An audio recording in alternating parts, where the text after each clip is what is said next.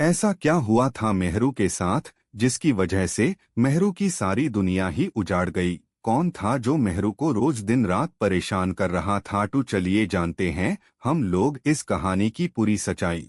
तो दोस्तों, जो लोग भी ये कहानी देखना चाहते हैं, कहानी को आखिर तक देखना, और जो लोग भी नए हैं हमारे चैनल पर मुझे सपोर्ट कीजिए।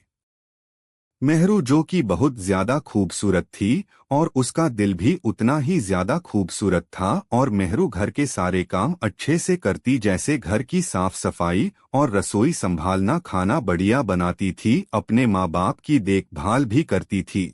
मेहरू के माँ बाप मेहरू को बहुत पसंद करते थे। मेहरू अपने माँ बाप को दवाई देना, खाना देना सब वह संभल लेती थी। खुद का भी बहुत अच्छी तरह से देखभाल करती थी। मेहरू बहुत सुलझी हुई लड़की थी और उसके दो दोस्त थे, सीमा और सना। दोनों मेहरू के बहुत अच्छे दोस्त थे। मेहरू थी ही इतनी समझदार लड़की जो हर गरीब की मदद करती थी। उसको ना किसी से जलन थी ना किसी पर गुस्सा, हर इंसान से मुस्कुराकर बात करती थी। तो मेहरू को अभी रेडी होकर शादी में जाना था। ये शादी उनके पड़ोसी के लड़के की थी। मेहरू जल्दी सच सवार कर अपने दोस्तों को घर पर बुलाती है और सब लोग वहां एक दूसरे के सेल्फीज ले रहे थे। सब लोग बहुत खुश थे क्योंकि मेहरू को शादी में जाना, एंजॉय करना, ये सब बहुत पसंद था। सब लोग फंक्शन में आ जाते हैं और बहुत एंजॉय करते हैं, सबके फोटोज भी लेते हैं और खाना भी खाते हैं। अभी सना और सीमा कहते हैं, मेहरू अभी हम चले जाते हैं, बहुत देर होगी है। मेहरू कहती है ठीक है। उसके बाद मेहरू पड़ोसी के लोगों से बात करती हुई एंजॉय कर रही थी। सब लोग उससे इतना अच्छे से बात कर रहे थे, ये देखकर मेहरू और भी ज्यादा खुश हो जाती है।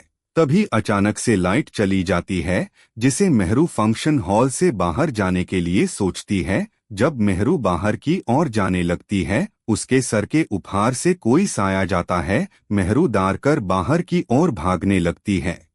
जैसे ही मेहरू बाहर आती है, मेहरू बहुत ज्यादा घबरा जाती है। सोचती है कौन था वो साया। मेहरू चलते चलते अपने घर आधे रास्ते पर आ जाती है। तभी एक लड़का पीछे भाग कर आता है और मेहरू को रोकता है, जिसे मेहरू और ज्यादा डर जाती है। मेहरू बोलती है तुम कौन हो? लड़का बोलने लगता है अकेली तुम कहाँ जा रही हो? रास्ता अच्छा नहीं है, मैं तुम्हें घर तक छोड़ दूंगा, मत डरो। अभी यहाँ पर कोई रिक्शा भी तुम्हें नहीं मिलेगा क्योंकि बहुत रात हो गई है।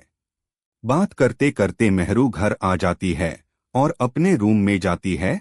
तभी मेहरू के पीछे कोई काला साया अचानक से आ जाता है। मेहरू की कमर को जोर से पकड़ लेता है, जिसे मेहरू बेहोश हो जाती है। तभी उसके माँ बाप मेहरू के पास आ जाते हैं, मेहरू को बिस्तर पर लेटा देते हैं। आधी रात को वो काला साया मेहरू बाजू में सोने लगता है। अचानक से मेहरू की नींद खुल जाती है।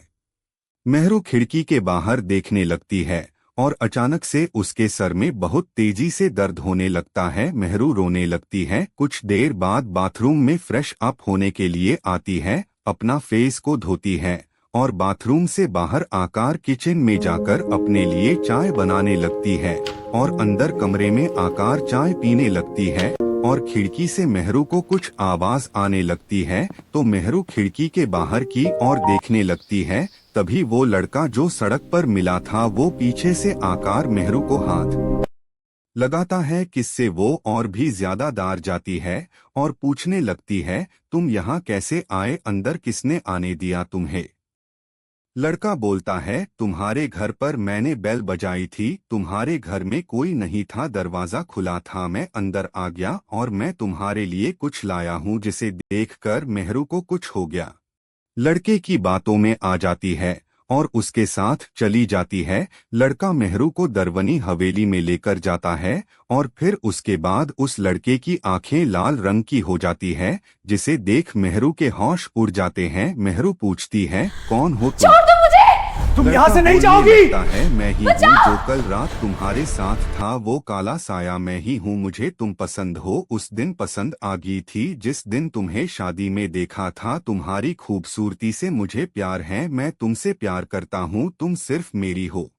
एक बुक निकालता है, कुछ पढ़ता है, मेहरू बेहोश हो जाती है।